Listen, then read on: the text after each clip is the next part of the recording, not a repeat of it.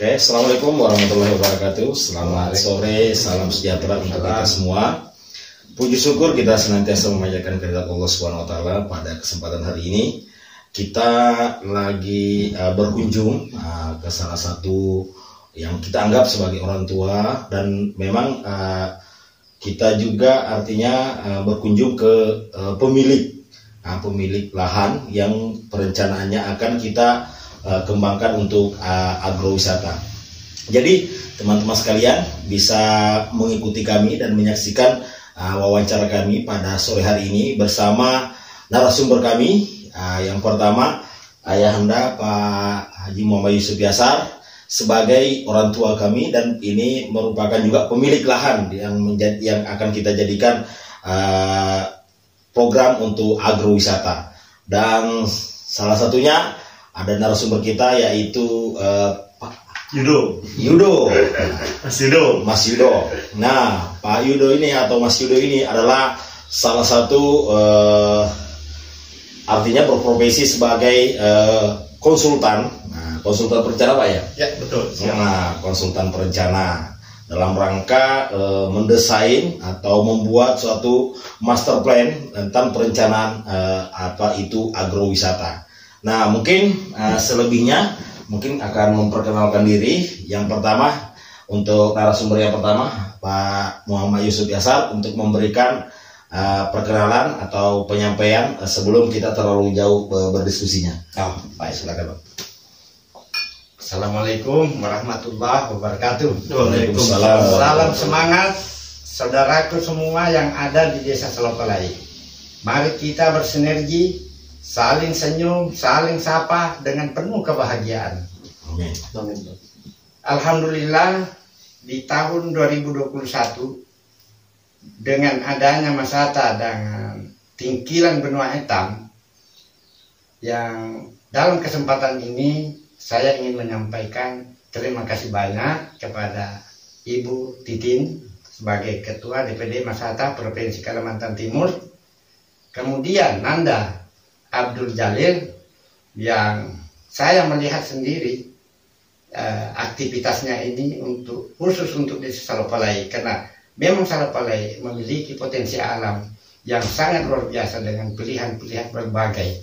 Nah, seiring waktu berjalan ketemulah kita ini, karena memang sudah kenal dari dulu kredibilitasnya Pak Yudo ini tentang sebagai konsultan dan kepeduliannya untuk membangkitkan dan mengolah desa itu di mana-mana. Saya sudah menyaksikan sekian tahun. Oleh karenanya tidak kaget lagi kalau saya pribadi, saya sudah tahu betul dengan Pak Yudo. Maaf Pak, saya terpaksa saya buka di sini. Siap. Karena saya sudah melihat di mana-mana. Tapi ini bukan maksud untuk sebagai pencitraan, tapi ini adalah bahagian keterbukaan kita berdasarkan Undang-Undang Keterbukaan Informasi, Undang-Undang Nomor 14 Tahun 2008 Pak.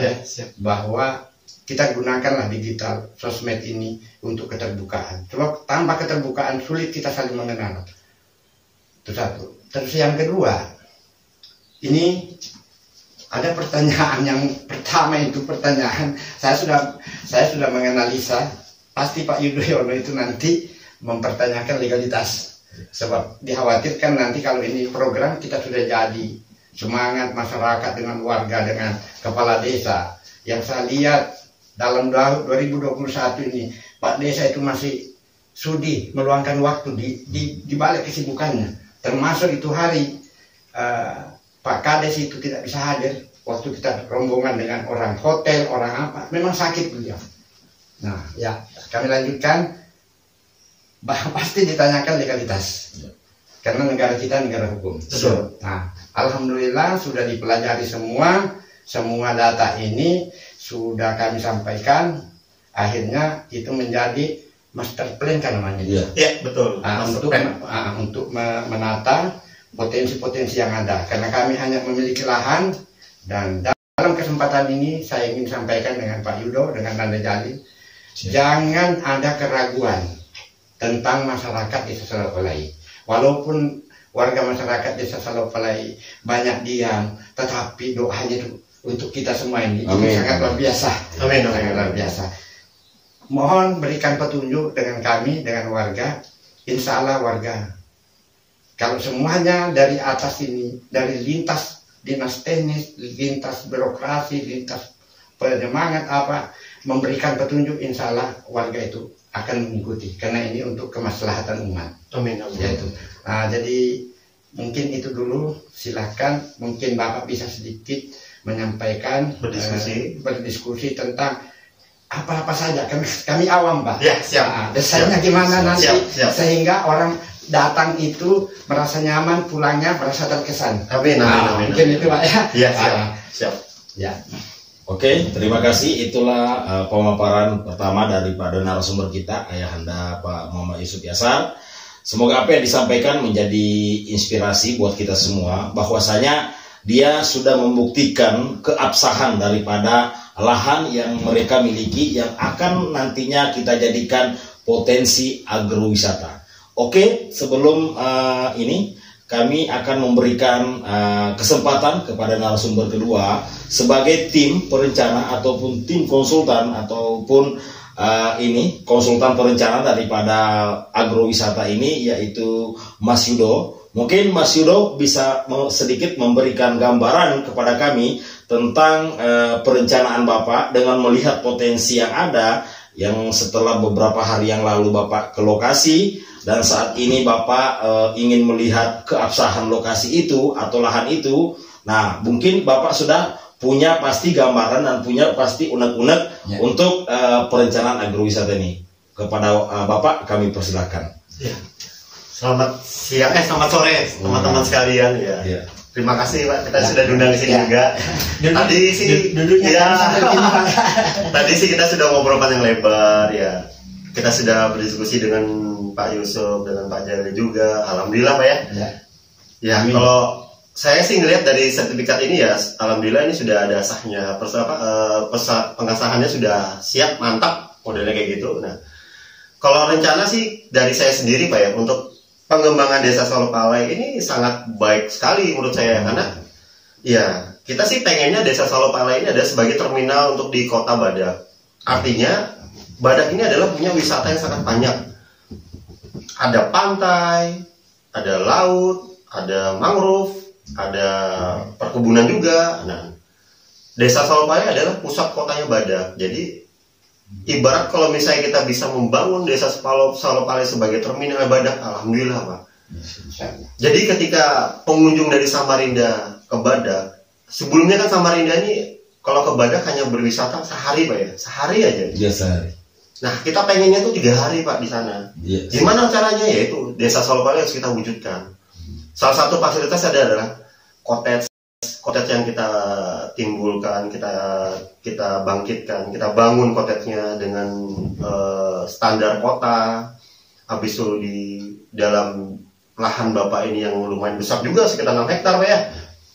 Bisa kita wujudkan sebagai agrowisata, buah-buahan, sayur-mayur, seperti itu. Jadi kita ini ingin memanjakan masyarakat Kota Samarinda ketika ke Badak bisa untuk berhari-hari, bukan untuk sehari saja ke sana untuk menikmati pantai, bisa sampai 3 hari. Nah, fasilitas yang kita inginkan untuk di Desa Salopalai, kebetulan kita melihat sendiri tanah yang dengan luas ya cukup besar nih Pak, 6 hektar Pak ya. Betul, 6 hektar. Jadi kita sudah plottingkan sendiri untuk di Desa Salopalai tersendiri, kita akan nanti membangun agrowisata dari buah-buahan, sayur-mayur, cottage, kolam ikan. Sebenarnya di sini kita bicara wisata ya umumnya kita akan terjadi di hari-hari weekend Pak. Jumat, Sabtu, Minggu pasti akan terjadi wisata weekend Pak ya, weekend ya gitu. Nah, kita akan membuat masyarakat sana untuk berpikir cerdas, artinya kita tidak hanya akan membangun wisata saja. Jadi artinya kita akan membuat hutan produksi. Yeah. Hutan produksi itu berupa dari buah-buahan, sayur-mayur. Jadi ketika wisatawan ini tidak ada di hari Jumat, Sabtu, Minggu, masyarakat sana bisa bercocok tanam, bisa menjual sayur-mayurnya ke Kota Samarinda, bisa menjual buah-buahannya ke Kota Samarinda. Lagian juga Samarinda ke Badak kan mempunyai waktu jarak tempuh sangat dekat, 2 jam saja Pak. Dan Samarinda juga punya pilihan wisata.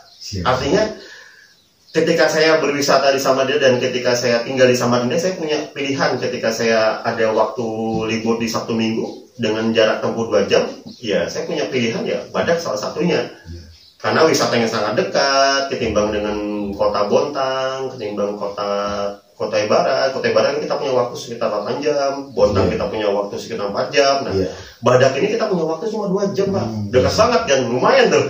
Nah, ya harapan saya sih, ya saya hadir di sini, saya mencoba untuk mengarahkan masyarakat sana untuk bersinergi dalam wisata. Artinya ketika orang ke Badak dengan tinggal di desa Solopalai, mereka bisa menikmati destinasi berikutnya berupa UMKM, karena saya lihat sendiri di desa Solopalai banyak rumah-rumah produksi seperti produksi amplang, produksi ikan bandeng. Nah, itu kan artinya masyarakat Samarinda bisa dimanjakan dengan wisata yang sangat panjang, Pak. Iya sih. Tidak hanya pantai aja. Habis itu ya saya juga berharap masyarakat sana bisa untuk bersinergi, artinya Desa Solopalai bisa bekerja sama dengan Pantai Paneta Ropi, bisa bekerja sama dengan Pantai Jingga. Ya harapannya seperti itu, karena kita tidak ingin memecah belah masyarakat sana, Pak. Kita pengen jadi satu.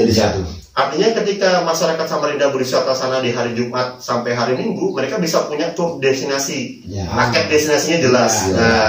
Mereka bisa tur ke pantai, habis itu balik lagi ke terminal ke Desa Solopalai, nginap di situ, habis itu bisa jalan lagi ke diving, habis itu bisa ke melihat UMKM. Apalagi di sana akan kita coba untuk melakukan pelatihan secara terbuka. Dan masyarakat sana juga saya harap sebagai tour guide yang baik dan benar. Ketika mereka memilih wisatawan, bisa memanjakan wisatawan, Bapak mau pilih paket yang mana, mau paket berwisata agrowisata, mau ngambil paket pantai bisa juga, mau ngambil paket diving juga bisa. Ya harapannya sih ya mudahan aja Desa Solopalai ini bisa berkembang dan didukung oleh Pertamina sendiri sebagai penguasa konsesi di sana. Ya harapannya kayak gitu. Terus terkait dengan pihak para kades juga bisa membantu masyarakat. Insya Allah, Pak Kades semangat. Betul, artinya kalau misalnya kita bisa mewujudkan agrowisata, kita bisa mempekerjakan masyarakat sana bekerja penuh. Jadi tidak hanya untuk saling, selama ini kan kita lihat itu wisata sana kan satu sama lain saling masing-masing lah, namanya bisnis lah ya. Ini berjalan, pantai sini berjalan, pantai sini berjalan, pantai sini berjalan, akhirnya tidak terklop, dan masyarakat sana akhirnya nggak bisa bekerja juga, hanya terkhususkan aja untuk para keluarga-keluarga mereka. Dan ketika semuanya terintegrasi dengan jadi satu, akhirnya masyarakat sana bisa membuat wisata di Kota Badak. Lagian juga Badak ini kan jaraknya dekat banget dengan Samarinda, yang 2 jam, Pak ya. Ya harapannya kita bisa membuat agrowisata itu jadi baik. Kita punya pantai, kita punya sawah, kita punya buah-buahan, kita punya area perkebunan, pinggir jalan. Betul sekali. Terus dari wisatanya juga harus sadar wisata. Karena wisata ini punya roda kehidupan yang sangat panjang, Pak. Bukan untuk saat ini aja, untuk anak cucu kita juga sama. Terus kedua juga, jangan sekali-sekali kita bermindset bahwa kita tinggal di Kota Badak terus kita bermindset saya mau kerja di minyak. Nah itu yang kita harus potong. Artinya wisata ini jauh lebih besar pendapatannya ketimbang sebagai pegawai.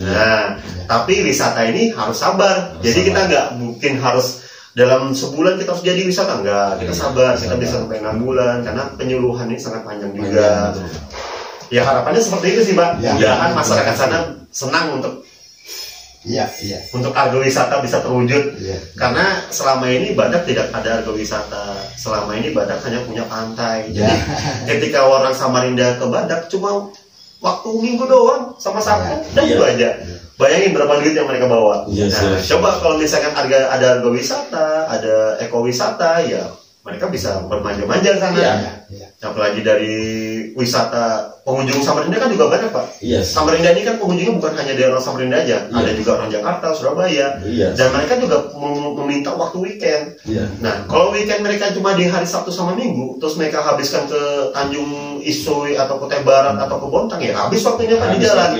Nah, tapi kalau di Badak kita bisa memanjakan wisata dengan semua wisata ada di sana, alhamdulillah kita bisa mencuri start dari awal nih, dan kita bisa merubah mindset orang Badak sebagai masyarakat sadar wisata dan berpenghasilan khusus.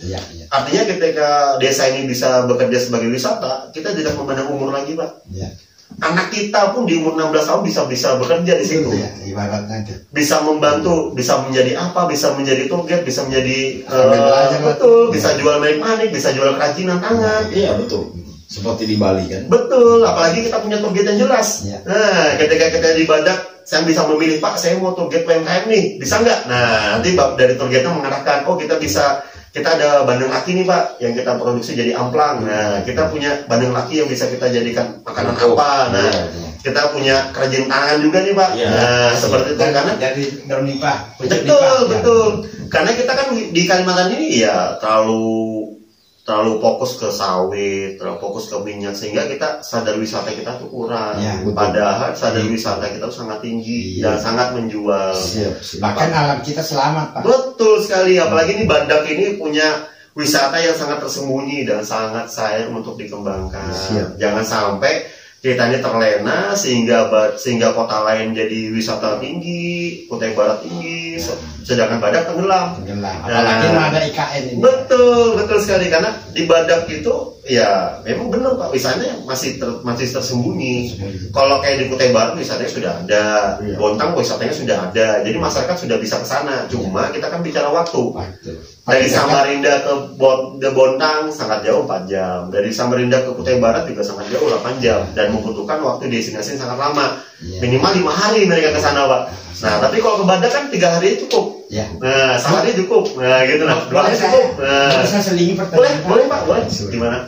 Ini saya melihat pemaparan Bapak ini, rupanya Bapak itu sudah berkunjung berapa kali, rupanya sangat menjiwai Pak ya. Ya, betul.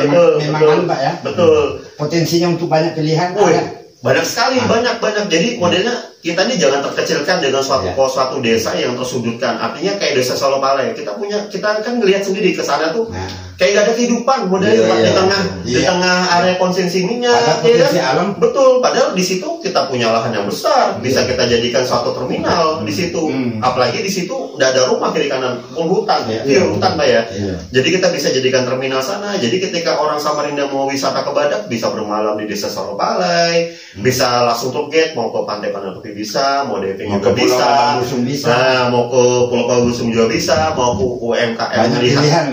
Betul, karena kita ini Samarinda, masyarakat kota ya, biasanya itu haus jenuh dengan wisata. Tapi kalau wisata itu aja kita juga bosan. Betul. Nah, tapi kalau kita di ada tour guide-nya nih, tour guide-nya ngarahin, Bapak kalau paket sekian, Bapak bisa menikmati UMKM, Bapak bisa menikmati agrowisata, Bapak bisa menikmati diving ya. Kita kira termanjakan. Ya alhamdulillah nih Pak, kita punya wisata. Jadi kita nggak perlu jauh-jauh lagi ke Malang, ke Surabaya untuk melihat wisata. Cukup ke Badak dengan memiliki potensi betul. Apalagi pure kita dengan sama-sama Kalimantan kan kita enak ngomong nih Pak ya. Karena kita sama-sama orang Kalimantan, sama-sama ada di Kalimantan. Jadi kita kan secara sosial tuh gampang ngomong. Tapi kalau kita berada di Surabaya, di Jawa, kita kan senggang ngomong. Kita beda sosial juga. Tapi kalau sama Kalimantan kan kita enak ngobrol nih. Oh Pak, kita bisakah membeli sayur buat dikirim ke Samarinda? Pak, kita bisakah apa modelnya untuk mengirim UMKM ke Samarinda? Karena peluang bisnis itu sangat besar. Yang pertama untuk kuliner tamu nanti, satu hamparan ada semua sayurnya di situ. Siap. Bahkan organik nah. Betul. Ya terutama juga untuk masalah pohon sahang Pak ya. Sahang. Dulu saya waktu kecil ya saya berpikir bahwa sahang tuh banyak di Badak. Ada. Karena memang saya waktu kecil betul. Karena waktu kecil saya ke Badak itu saya melihatnya cuma pohon sahang aja. Waktu kecil makanya waktu saya masih kecil tuh. Nah sekarang ketika saya sudah dewasa, sudah besar seperti ini, saya melihat pohon sahang itu nggak ada lagi. Ada di Salolai Pak. Cuma kan dikit Pak ya. Nah, sekarang sudah mulai dikembangkan. Betul. Nah apa salahnya ketika pohon sahang itu dibesarkan? Karena itu ikonnya Badak ketika zaman Bahari.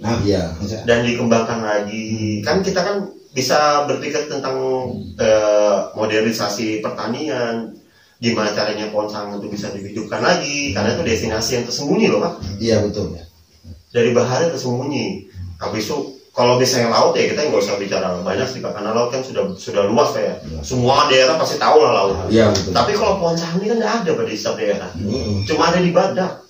Nah, kalau misalnya kita bisa hidupkan lagi, kita bisa tahu pohon sahang yang mana. Alhamdulillah Pak. Sudah ada. Betul kayak gitu. Karena kan kami ini dari kota ini kan udah tahu pohon. Pohon elai yang mana, pohon durian yang mana. Kita ngeliat burung tuh pakai udik, Pak. Wih, ini burung nih, burung. Nah, ini udik kan ya. Kalau misalnya kita bisa mewujudkan semua di badak, akhirnya kita nggak udik lagi, Pak. Kita tahu, kita bisa edukasi wisata. Ya, betul, edukasi. Karena di kota ini edukasi wisata tuh kecil, Pak, 0%. Kita hanya tahunya tentang pengembangan modernisasi kota. Kita tidak tahu tentang apa itu alam, apa itu pohon sahang yang mana. Jadi kalau cerita pesisir, Salopalai lah. Nah, betul. Karena berbicara hulu, bela. Nah, betul. Karena ini ya insya Allah kalau misalnya Delta Mahakam ini bisa terkoneksi satu sama lain, insya Allah kita bisa memanjakan wisatawan. Kita bisa mengenal wisatawan juga bahwa Pak ini pelai loh, nah, ini pohon rambutan loh, ini pohon sahang loh, ya kan? Ini burung loh, Pak, burung yang bisa yang biasa terbang-terbang di kota-kota, burung-burung khas di sana, ya kan? Di modelnya betul, penangkaran, betul. Kalau masalah ikan, Pak, ikan tuh apa, Pak? Maksudnya kalau kita bicara ikan itu adalah konsumsi hari-hari, Pak. Jadi Bapak gak usah berpikir tentang, wah ini ikan nila, ikan ini. Kita di kota biasa makan ikan, Pak. Tahu sudah ikan yang mana pada kita. Tapi kalau bisa bicara burung, kita nggak tahu. Kita nggak makan burung, ya kan? Buah, kita hanya bicara buahnya aja. Pohonnya nggak tahu yang mana, ya kan? Pohon yang mana, ide yang mana. Nah, itu yang perlu kita bicarakan edukasinya.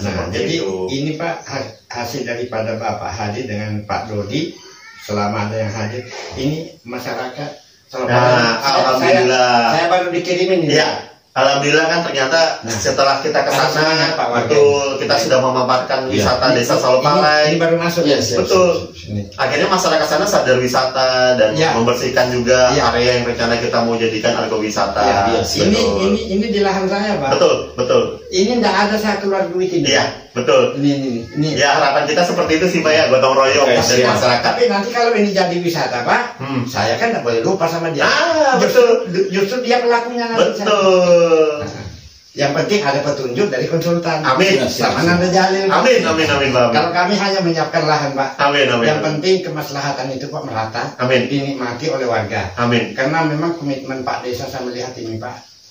Saya mencoba mempelajari gesturnya kepala desa ini, Pak. Tujuannya beliau itu, Salopalai ini jadi percontohan. Itu kalau bisa tuh satu kecamatan berbeda ada sinergitasnya. Sehingga pilihan itu, Pak, sekali ke Badak semua pilihan ada. Saya melihat semangatnya Pak Desa di situ. Betul. Apalagi beliau itu, Pak, memang ketua ABC. Iya, betul. Jadi dengan apa yang Bapak sampaikan tadi, memang warga Salopalai itu, Pak, sudah konsentrasi untuk pembersihan lokasi jalan. Betul. Jalan, penataan ini. Penataan ulang lagi. Walaupun belum dikerja, tapi semangat untuk mengawali ada. Betul, Pak, betul. Intinya satu, Pak, kita akan membuat terminal wisata di Desa Salopalai karena desa itu adalah pusat kota. Dan semuanya bisa terakses dengan gampang. Dengan kiblatnya lah. Betul, Pak, betul. Jadi mudahan kita bisa mewujudkan semuanya. Amin. Dengan saya juga mengharapkan dukungan dari masyarakat juga, Pak. Insyaallah, Pak. Karena saya ini cuma bisa membuat review desain, membuat master plan, tapi kalau misalnya tidak ada dorongan masyarakat, saya bingung, Pak, mau apa gitu. Kalau kita menunggu dana pemerintah mau kapan, Pak? Nah, harus masyarakatnya sendiri sadar wisata. Betul. Gimana, Pak Jalil? Oke, ini sangat luar biasa diskusinya. Jadi mudah-mudahan harapan kita bersama bagaimana kita memberikan semangat masyarakat Desa Salopalai dengan memberikan semacam artinya desain atau master plan daripada apa yang kita rencanakan untuk membuat suatu desa itu menjadi desa wisata. Nah, artinya dengan adanya kita bersinergi dari semua pihak, insya Allah saya rasa artinya program ini bisa berjalan dengan baik dan artinya sesuai dengan harapan kita. Betul. Nah, intinya saya sampaikan kepada saudaraku semuanya, khususnya warga masyarakat Desa Salopalai, bahwasanya ayo kita bangkitkan semangat kita bersama untuk mengangkat desa kita, Desa Salopalai menjadi suatu desa. Artinya desa ini kalau bisa ya menjadi desa mandiri lah. Ya, artinya jangan selalu kita mengharap artinya ada ketergantungan dari pemerintah. Kalau bisa desa sendiri yang membuat suatu ini terobosan, ya itu hal yang sangat luar biasa, dan saya yakin apabila ini terjadi, masyarakat Desa Salopalai semuanya pasti sejahtera. Amin, amin, amin. Yang miskin lagi. Amin, amin. Nah, oke, teman-teman semuanya dimanapun Anda berada, mungkin untuk sesi wawancara kita pada hari ini dari dua narasumber, Pak Haji Muhammad Yusuf dengan Mas Yudo, artinya menjadikan kita penyemangat buat mengawali. Ya, mengawali. Akhirnya nanti kan merembet kemana-mana. Iya. Amin, amin, amin, amin, amin. Sukses Pak. Ya. Sukses untuk warga Bazar. Salopalai itu Pak, potensi yang sama milik saya itu, milik warga itu ada. Ya. Tapi kita mulai di tempat saya. Ya. Seiring waktu berjalan nanti terus kepada tempat sekitaran situ. Masyarakat Warga banyak memiliki Pak. Jadi percontohan Pak ya. Kita hanya mau mulai sini. Tapi bukan berarti ini monopoli nanti. Betul. Nah, itu nanti akan merembet. Ya karena nanti. Iya, siap. Oke, siap. Oke, terima kasih atas waktunya. Sekian. Assalamualaikum warahmatullahi wabarakatuh.